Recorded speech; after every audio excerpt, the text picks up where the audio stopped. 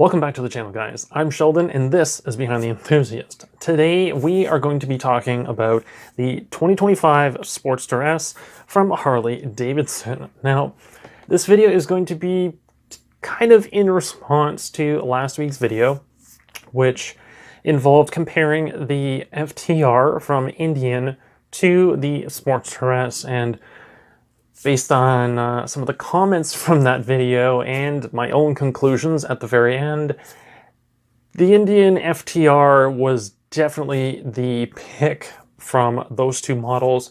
However, Harley did make some changes to the Sportster S.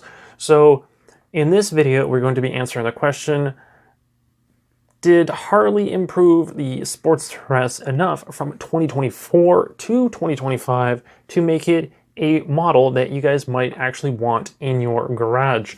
Now, obviously, I've demo ridden this model before. I've actually ridden it technically on 2 occasions. The first time, very, very brief, and the second time, an entire evening. Now, there have been a lot of complaints about this model, something that I have actually voiced in my own review of the model. And finally, Harley listened, so there is a major change that they came up with to improve the bike.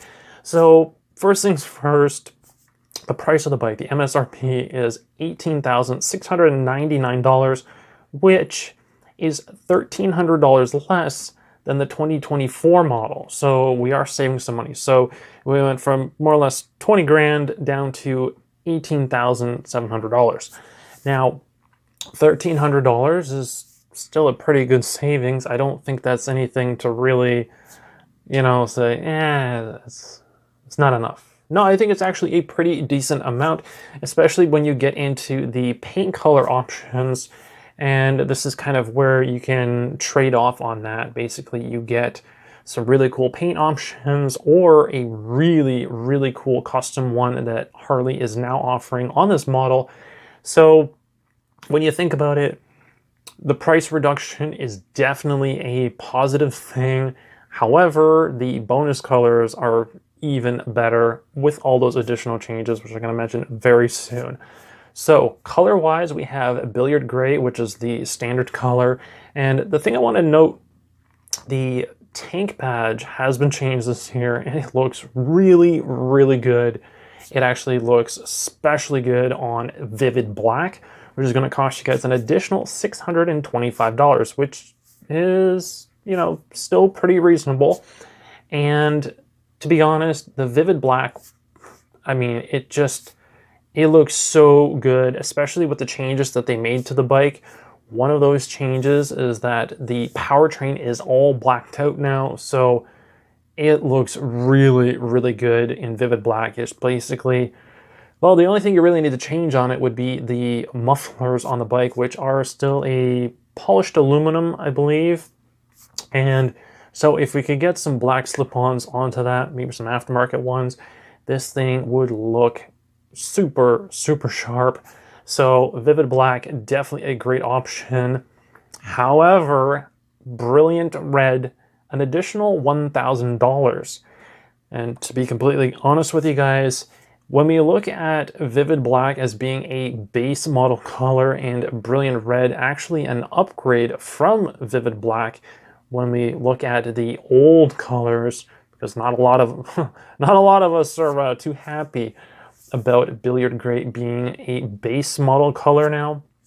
So when we're comparing the original base color of Vivid Black, it's pretty reasonable. $375 addition to upgrade to the Brilliant Red, I think is pretty reasonable from the Vivid Black base price.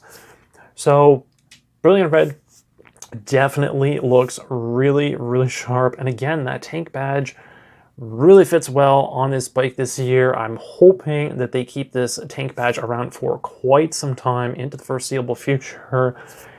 However, this is the custom color that you guys have been waiting for, Mystic Shift, an additional $1,200. Now, I think that's pretty reasonable because it's only $200 more than the Brilliant Red. And well, 200 plus the 375 is 575, if my math is correct.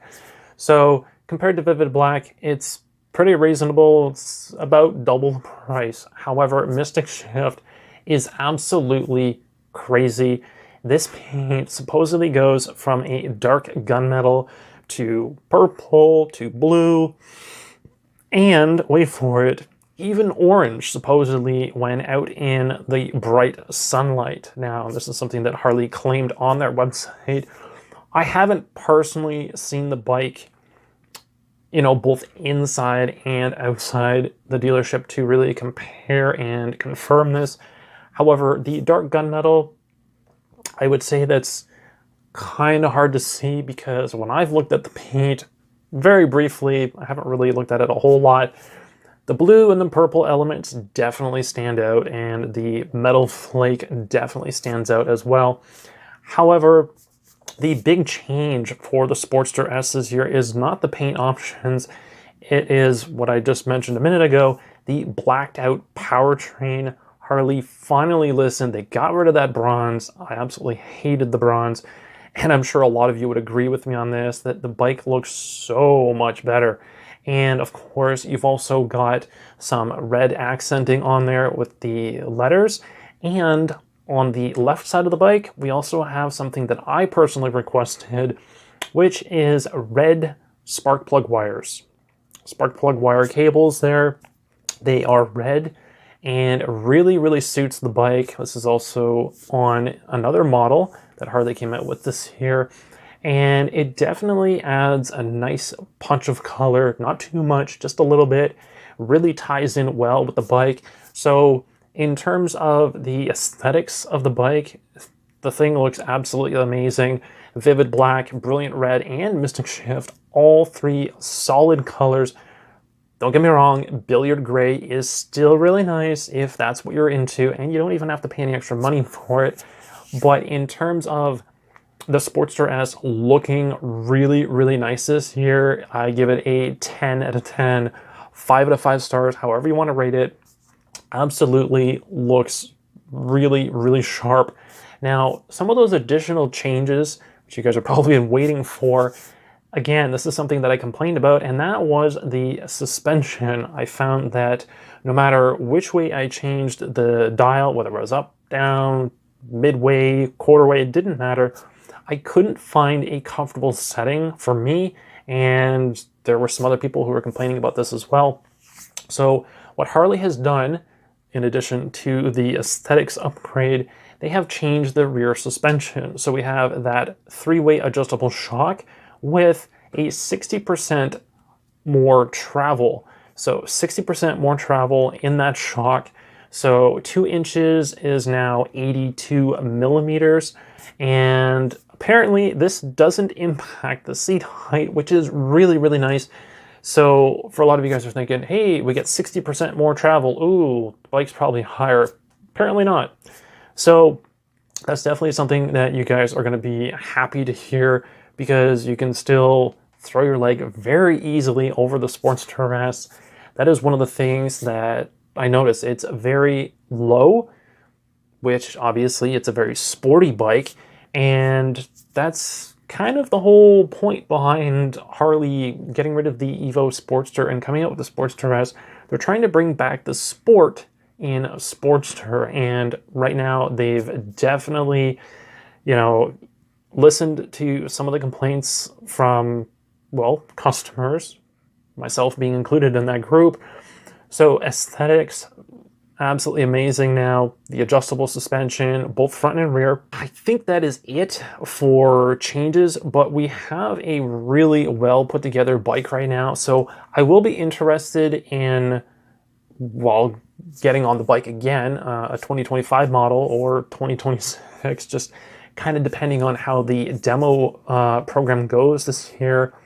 We are very limited on bikes due to the tariffs that are coming up, so we're not receiving any bikes right now. So we'll kind of see how things go, but if I have the opportunity to demo ride one of these bikes, even if it's just a brief, I don't know, 30-minute ride, let's say, that is still probably going to be good enough for me to play around with the suspension settings and kind of see if we can, you know, have a huge benefit from that 60% increase on the travel from the adjustable shock. So that should more or less wrap things up here. I mean, I did go through the website and double checked all my information, so fingers crossed that I got all of the new features on the bike. And of course, if I missed something, please let me know in the comment section down below. I'm not perfect, I do make mistakes, but anyway, hopefully you guys enjoyed this one. If you did, make sure to smash that like button so I know that it's working. Comments, questions, leave them down below for me. And if you haven't done so already, please be sure to subscribe. We're almost at 1,000 subscribers. We're almost there. We're getting there. We're super, super close. I think we're around 100 subscribers away. So thank you so much for supporting me. Thank you so much for watching, and I will catch you guys in the next one.